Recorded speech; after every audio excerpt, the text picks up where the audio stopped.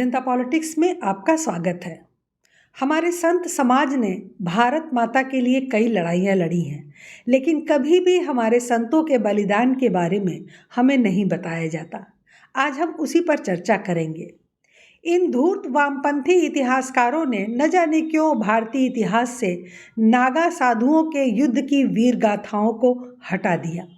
आज हम आपको बताने जा रहे हैं नागा साधुओं के कुछ ऐसे ही वीरता भरे युद्धों का इतिहास जिसे हमेशा से हमसे छुपाया गया। कुछ इतिहासकार बताते हैं कि तब नागा साधुओं के एक हाथ में तलवार थी और दूसरे हाथ में शास्त्र। उस विकट समय में संतों को धर्म की रक्षा भी करनी थी और देश की भी। नागा साधु एक सैन्य पंथ है और वे एक सैन्य रेजिमेंट की तरह बटे हुए हैं। त्रिशूल, तलवार, शंख और चिलम, इससे ही वे अपने सैन्य दर्जे को दर्शाते हैं। अभी हाल में उज्जैन के महंत डॉक्टर हरिहर रसिक ने वैष्णव संप्रदाय में नागा साधु की दीक्षा ली है। आपको जानकर आश्चर्य होगा कि डॉक्टर रसिक ने पिछले साल ही विक्रम विश्वविद्यालय की संस्कृत वेद ज्योतिर्विज्ञान अध्ययनशाला से ज्योतिर्विज्ञान में पीएचडी की उपाधि प्राप्त की है। ब्रह्मचारी तो वे प्रारंभ से ही थे, अब नागा बनने के बाद वे पूरी तरह साधु समाज का अंग हो गए। 45 वर्षीय डॉक्टर रसिक कहते हैं कि साधु समाज में पढ़े लिखे साधुओं की ज़रूरत है। समाज को मार्गदर्शन करना है और सद्भाव का प्रसार करना है, इसलिए उन्होंने पीएचडी करने के बाद नागा साधु की दीक्षा ली। अब इसी से आप नागा साधुओं के महात्म्य को समझ सकते हैं। अच्छा, नागा साधुओं को देखकर आपके मन में क्या विचार आते हैं? कुंभ मेले के समय आपने लाखों नागा साधुओं को स्नान के लिए प्रस्थान करते हुए देखा होगा। ये साधु मेला समाप्त होते ही विलुप्त हो जाते हैं। शरीर पर राख लपेटे, हर प्रकार की आसक्ति से दूर इन साधुओं को देखकर लोग इनके बारे में गलत धारणाएं भी बना लेते हैं, लेकिन बहुत ही कम लोग सनातन धर्म की रक्षा में इनके योगदान के बारे में जानते हैं, क्योंकि विदेशी मानसिकता और वामपंथी मत वाले इतिहासकारों ने उनकी गौरव गाथा को छिपा दिया था। हम नागा साधुओं के प्रताप, उनके त्याग और सनातन धर्म और संस्कृत को बचाने में उनके अविस्मरणीय योगदान के बारे में जानेंगे। हम जानेंगे कि क्यों नागा साधु हमारे सनातन धर्म के असली योद्धा हैं। इन्हीं योद्धाओं के कारण हिंदू अपने त्योहार और परंपराओं का पालन स्वतंत्रता पूर्वक कर पाते हैं। नागा साधु शैव होते हैं, मतलब भगवान शिव के अनुयायी होते हैं, और वह हिमालय में रहते हैं। कुंभ मेला वर्ष का एकमात्र समय होता है जब नागा साधुओं के अखाड़े मैदानों में उतरते हैं और सामूहिक स्नान करते हैं। यह अवसर उनके लिए बहुत महत्वपूर्ण होता है, क्योंकि वर्ष का यही एकमात्र समय है जब कोई नागा साधु बन सकता है। नागा साधुओं का जीवन अत्यंत कठोर होता है। उन्हें हर दिन हर क्षण कठिन संघर्ष करना पड़ता है। एक योद्धा बनने से पहले नागा साधुओं को अत्यंत कठिन प्रशिक्षण से गुजरना होता है, जिसमें महीनों तक एक पैर पर खड़ा होना, बिना भोजन पानी के लंबे समय तक रहना, कांटों की शैया पर सोना, सर्दियों में गले तक पानी में डूबे रहना, गर्मी में आग जलाकर उसके पास बैठना, पेड़ पर उल्टा लटक कर साधना करना, जमीन में गहरे गड्ढे खोदकर उसमें समाधि लगाकर बैठ जाना जैसे कठिन कार्य उन्हें करने पड़ते हैं।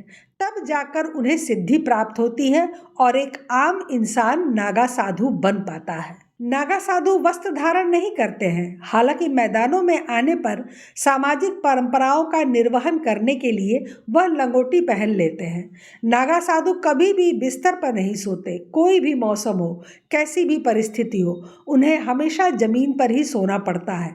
उन्हें ज़्यादा से ज़्यादा राख बिछाने की आज्ञा होती है, जिस पर वह शयन कर सकते हैं। अगर आप हिमालय के सुदूर इलाकों में जाएंगे तो वहां आपको बिना वस्त्रों के नागा साधु दिखाई दे सकते हैं। नागा साधु हमेशा अपने साथ शस्त्र भी रखते हैं और शस्त्रधारी नागाओं के अलग अलग गुट हैं, जिन्हें अवधूत, औघड़ी, महंत, शमशानी, कपालिक आदि अनेक नामों से जाना जाता है। नागा साधुओं को 4 पद प्राप्त होते हैं। यह है कुटीचक, बहुदक, हंस और परमहंस। किसी भी नागा साधु के लिए परमहंस पद प्राप्त करना अत्यंत दुर्लभ बन जाता है। ऐसे सन्यासी बहुत कम देखे जाते हैं। मध्यकालीन युग में नागा साधुओं ने बर्बर इस्लामिक आक्रमणकारियों से हिंदू धर्म, संस्कृति, आस्था, परंपरा की रक्षा करने और मुगलों, अफगानों, तुर्कों के हमले से कई मंदिरों की रक्षा करने में बहुत महत्वपूर्ण भूमिका निभाई थी। 8वीं शताब्दी में आदि शंकराचार्य ने जब देखा कि इस्लामिक आक्रमणकारियों द्वारा हिंदुओं पर लगातार हमले हो रहे हैं, मंदिरों और अन्य सांस्कृतिक स्थलों को अपवित्र किया जा रहा है, जो कि हिंदू समाज में अत्यधिक पूजनीय है, तब उन्होंने नागा साधुओं के लिए एक सैन्य पाठ्यक्रम शुरू करने का फैसला किया। मातृभूमि और धर्म को इस्लामी हमलावरों की लूट से बचाने के लिए इन्हें प्रशिक्षित किया जाने लगा। कठिन सैन्य प्रशिक्षण प्राप्त करने के बाद वे बहादुर शूरवीर सेनानी बन गए और युद्ध के हर मैदान में दुश्मन सेना पर उन्होंने कहर बरपाया, जिससे कई मुस्लिम राज्यों और उनसे संबंधित साम्राज्य में भय की भावना पैदा हो गई। आदि गुरु शंकराचार्य जी ने सनातन धर्म की रक्षा के लिए देश के 4 कोनों पर सन्यासी पीठों का निर्माण किया था। यह व्यवस्था आज तक चली आ रही है। इन्हीं पीठों के अंतर्गत अलग अलग अखाड़े बनाए गए हैं, जहां नागा सन्यासी शस्त्र संचालन और व्यायाम का अभ्यास करते हैं। वर्तमान काल में भी भारत में 13 प्रमुख अखाड़े सक्रिय हैं, जिनकी शक्ति प्रदर्शन आप कुंभ मेले के समय देखते हैं। अखाड़ा एक तरह का मठ ही होता है, जहाँ साधुओं को न सिर्फ ज्ञान दिया जाता है, बल्कि उन्हें हर तरह की लड़ाई और सैन्य परंपराओं के लिए भी तैयार किया जाता है। अखाड़ों के संचालन के लिए नागा साधुओं का वरीयता क्रम होता है, जिसके अनुसार वह कोतवाल, बड़ा कोतवाल, पुजारी, भंडारी, कोठारी, बड़ा कोठारी, महंत और सचिव जैसे प्रशासनिक पद पाते हैं। अखाड़ों के आकार और महत्व के आधार पर उनके अध्यक्षों को महंत, श्री महंत, जमातिया महंत, थानापति महंत, महंत दिगंबर श्री, महामंडलेश्वर और आचार्य महामंडलेश्वर नामक पद प्रदान किए जाते हैं। नागा साधु एक सैन्य पंथ की तरह ही प्रशिक्षित होते हैं और उनकी पदावली भी एक सैन्य रेजिमेंट की तरह ही होती है। अगर आप देखेंगे तो पाएंगे कि नागा साधु हमेशा अपने साथ त्रिशूल, भाला, तलवार और गदा जैसे शस्त्र रखते हैं। नागा साधु मृत्यु से नहीं डरते, क्योंकि जिंदा रहते हुए ही वह अपने हाथों से अपना श्राद्ध और अन्य अंतिम संस्कार कर चुके होते हैं। जब नागा साधु रणभूमि में उतरते हैं तो उनका रौद्र रूप देखकर विधर्मी लुटेरे डर से कांप जाते हैं। आइए जानते हैं कुछ मुख्य युद्ध जो नागा साधुओं ने लड़े हैं।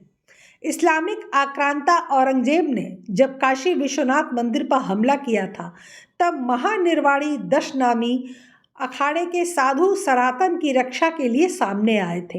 यह संघर्ष इतना विकट था कि औरंगजेब की सेना को मंदिर को नष्ट करने का स्वप्न छोड़कर पीछे भागना पड़ा। महाराणा प्रताप जब मुगल शासक अकबर से युद्ध कर रहे थे, तब नागा साधुओं ने उनका सहयोग किया था। नागा साधुओं के पराक्रम को देखकर मुगल सेना के पांव उखड़ गए थे। राजस्थान के पंचमहुआ इलाके में युद्ध में बलिदान हुए नागा साधुओं की समाधियां आज भी आपको देखने को मिल जाती हैं। बंगाल में आतिताइयों के विरुद्ध नागा साधुओं का युद्ध बड़ा ही प्रसिद्ध युद्ध है। इसके बारे में आपने सुना भी होगा। प्रसिद्ध गीतकार और लेखक बंकिम चंद्र चटर्जी ने अपनी पुस्तक आनंद मठ में इस युद्ध के बारे में लिखा है। इसी पुस्तक का गीत वंदे मातरम आज हमारा राष्ट्रीय गीत है। इस पर फिल्म भी बन चुकी है, जिसमें नागा साधुओं की वीरता को दर्शाया गया है। अयोध्या में राम जन्मभूमि को इस्लामिक आतताइयों से बचाने के लिए नागा साधुओं ने बहुमूल्य बलिदान दिया था। राम मंदिर के लिए छोटे बड़े लगभग 76 युद्ध लड़े गए थे, जिनमें संत बलरामाचार्य, बाबा वैष्णव दास, राजगुरु पंडित देवी दीन पांडे, स्वामी महेशानंद जैसे कई नागा योद्धाओं ने अपने जीवन की आहुति दी थी। वहीं संत बालानंद और मानदास ने मिलकर इस्लामिक सेना के विरुद्ध लंबे समय तक युद्ध लड़ा और उनको अयोध्या से दूर ही रखा। 1666 में जब हरिद्वार कुंभ के मेले के समय औरंगजेब के सिपाहियों ने हिंदुओं पर हमला किया था, तब नागा साधुओं ने ही प्रतिकार किया था और इस्लामिक सेना को मार पीट कर कुंभ मेले से भगा दिया था। 1751 में जब इस्लामिक आक्रांता अहमद अली बंगस ने प्रयागराज में कुंभ मेले के समय हमला किया था, उस समय संत राजेंद्र गिरी के नेतृत्व में लगभग 50,000 नागा साधुओं ने डटकर मोर्चा लिया था और बंगस की फौज को वहां से मारकर भगा दिया था। एक युद्ध ऐसा भी हुआ था जिसमें हमारे जाबाज वीर 2000 नागा साधु शहीद हो गए थे। जी हाँ, इन्होंने सेना से कम शहादत नहीं दी है, लेकिन दुखद है कि इतिहास से इनकी वीरता के ये किस्से ही मिटा दिए गए। यह वह समय था जब अफगानिस्तान के बादशाह अहमद शाह अब्दाली ने भारत पर लगातार चौथी बार आक्रमण किया। उस समय मुगल बहुत कमज़ोर थे और इस्लामी आक्रमणकारियों को चुनौती देने के लिए भारत के उत्तरी भाग में कोई अन्य हिंदू शक्ति नहीं थी, इसलिए अफगानों ने इसका फ़ायदा उठाया। 1757 में उन्होंने दिल्ली को लूट लिया, मंदिरों को नष्ट किया, लेकिन फिर भी वह लूट में मिले इनाम से संतुष्ट नहीं थे। उसने अपने 2 अफगान कमांडरों नजीब खान और जहान खान को निर्देश दिया कि वे 20,000 अफगान सैनिकों को लेकर अपने साथ जाएं और बल्लभगढ़, मथुरा, आगरा, वृंदावन में छापेमारी करें। उन्होंने ये भी कहा कि मथुरा, वृंदावन आदि नगर तो हिंदुओं के पवित्र स्थान हैं, यहाँ बहुत माल मिलेगा। हिंदुओं को पूरी तरह से तलवार की धार पर रख दिया जाए, आगरा तक एक भी स्थान न छोड़ा जाए और हर इमारत को जमींदोज कर दिया जाए। युद्ध में तुम्हें जो भी लूट का माल मिलेगा वह तुम्हें दे दिया जाएगा।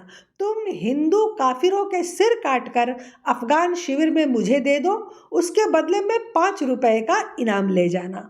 जैसे ही अफगानी सेना मथुरा पहुंची, उन्होंने मंदिरों को नष्ट करना शुरू कर दिया, महिलाओं के साथ बलात्कार किया और हिंदू पुरुषों के सिर काटकर टुकड़े टुकड़े कर दिए। बच्चों को गुलाम बना लिया गया। कई महिलाओं ने अपने सम्मान को बचाने के लिए यमुना नदी में गोता लगाया और उनमें से कई की मृत्यु हो गई। कई लोग भाग रहे थे हत्यारे अफगानी उन्मादियों से बचने के लिए। यहाँ वहाँ आश्रय पाने के लिए हिंदुओं की एक बड़ी भीड़ ने शीतला माता मंदिर के पीछे स्थित गुफा में शरण ली। अफगान सैनिकों ने उन्हें छिपते देख लिया और फिर वे निर्दयतापूर्वक गुफा के अंदर चले गए और सभी हिंदुओं को गुफा में मार डाला। 3 दिनों तक मथुरा की पवित्र मिट्टी हिंदुओं के खून से लथपथ रही और शवों की संख्या इतनी अधिक थी कि कई महीनों तक मथुरा की हवा से दुर्गंध आती रही। अफगान सेना ने 12 करोड़ रुपए के इनाम पर कब्जा कर लिया। 6,000 हिंदू महिलाओं को काबुल में बेचने के लिए गुलाम बना लिया गया था। मथुरा पर आक्रमण करने के बाद अफगानों ने वृंदावन की ओर प्रस्थान किया और उसका भी मथुरा जैसा ही हश्र हुआ। वृंदावन को नष्ट करने के बाद अफगान सेना ने महाबन पर धावा बोल दिया और खजाना लूट लिया और हिंदुओं का वहां भी नरसंहार किया। उनका अगला लक्ष्य आगरा पर हमला करना था, लेकिन अचानक सरदार खान ने सोचा कि क्यों न गोकुल को भी लूट लिया जाए, जो महाबन से सिर्फ 9 किलोमीटर की दूरी पर था। वह 10,000 अफगान सैनिकों के साथ गोकुल की ओर गया, जहां उन्होंने देखा कि 4,000 नागा साधु उनका मुकाबला करने के लिए खड़े थे। इधर जब अन्य क्षेत्रों के नागा साधुओं ने अफगानों द्वारा हिंदुओं की दुर्दशा के बारे में सुना, तो हरिद्वार, उज्जैन जैसे हिंदुओं के पवित्र शहरों से 10,000 नागा साधु गोकुल में इकट्ठा होने के लिए चल पड़े। लेकिन उनके पहुंचने में थोड़ी देर हो गई, क्योंकि हरिद्वार और उज्जैन गोकुल से ज़्यादा दूरी पर थे। अफगान सेना और नागा साधुओं के बीच युद्ध शुरू हो गया था। पहले तो अफगानों ने अनुमान लगाया कि नागा लंबे समय तक उनका मुकाबला नहीं कर पाएंगे, लेकिन जल्द ही वे गलत साबित हुए। अफगान सैनिक नागा साधुओं के सैन्य कौशल से परास्त होने लगे। भारी नुकसान होने के कारण युद्ध के मैदान में उनकी ताकत अब कम होने लगी थी। इससे अहमद शाह अब्दाली इतना क्रोधित हुआ कि उसने युद्ध में और ज़्यादा सेनाएं उतार दी, लेकिन कोई फ़ायदा नहीं हुआ। अफ़गान सैनिकों की लाशें ढेर हो रही थी और अफ़गान मनोबल हारते जा रहे थे। इसी बीच नागाओं के अन्य दल भी युद्ध के मैदान में प्रवेश कर गए, जिससे नागाओं का हमला तेज हो गया। सरदार खान के आदेश के बाद और सैनिकों को खोने के डर से अफ़गान सैनिक पीछे हटने लगे। इस युद्ध में 5,000 से अधिक अफ़गान सैनिक मारे गए और अनगिनत सैनिक घायल हुए थे, जबकि 2,000 नागा वीर गति को प्राप्त हुए थे। इस प्रकार नागा साधु गोकुल को अफ़गानों के अत्याचार से बचाने में सक्षम हुए और कई हिंदू मंदिरों को अफ़गानों से बचा लिया गया। शूरवीर नागा साधुओं द्वारा दिए गए बलिदान और युद्ध के दौरान उनके द्वारा प्रदर्शित जुझारूपन ने अपराजेय अफ़गान सेना को मात दे दी थी। ऐसे ही और भी कई युद्ध थे जहां नागा साधुओं ने सनातन के लिए बलिदान दिया, लेकिन स्वतंत्रता के पश्चात उनके इतिहास को जानबूझकर मिटा दिया गया। गुलामी के समय नागा साधुओं ने धर्म की रक्षा के लिए और हिंदुओं के प्राण बचाने के लिए बढ़ चढ़कर संघर्ष किया, लेकिन स्वतंत्रता के पश्चात उन्होंने अपनी सैन्य क्षमता को सीमित कर दिया है। अब नागा साधु केवल आध्यात्मिक उन्नति के लिए साधना करते हैं और कभी कभी ही दिखाई देते हैं। मुझे लगता है कि एक बार फिर नागा साधुओं के उस रौद्र रूप की ज़रूरत पड़ने वाली है। उनके सहयोग की सनातन को आवश्यकता है। हम भारतीयों के लिए नागा साधुओं के संघर्ष और उनके धर्मपरायणता के बारे में जानना अत्यंत आवश्यक है। उनके बलिदान की गाथाएं ही हमें धर्म के संरक्षण के लिए संगठित होने के लिए और हर तरह के बलिदान को तत्पर रहने के लिए प्रेरित करती रहेंगी। धन्य है वे वीर महान नागा साधु, उनकी जय हो। प्रभु श्री राम बाल रूप प्राण प्रतिष्ठा 22 जनवरी दिन सोमवार। श्री राम मंदिर अयोध्या में पूजित पीले चावल अक्षत गांव-गांव हर घर में पहुंचाएंगे विश्व हिंदू परिषद कार्यकर्ता। सभी राम भक्तों से निवेदन है, आने वाली 22 जनवरी 2024 दिन सोमवार के शुभ दिन प्रभु श्री राम के बाल रूप की प्राण प्रतिष्ठा की जाएगी। अयोध्या जी में प्राण प्रतिष्ठा का कार्यक्रम सुबह 11 बजे से दोपहर 1 बजे के समय होगी। आप सभी अपने ग्राम, मोहल्ले, कॉलोनी में स्थित किसी भी मंदिर में आस पड़ोस के राम भक्तों को एकत्रित करके भजन कीर्तन करें व आरती पूजा करें तथा श्री राम जय राम इस विजय मंत्र का 108 बार सामूहिक जाप करें। आज के लिए बस इतना ही। हमारे चैनल को सब्सक्राइब करें, लाइक करें और शेयर करें। अपने विचार हमें कमेंट बॉक्स में ज़रूर बताएं। धन्यवाद। नमस्कार।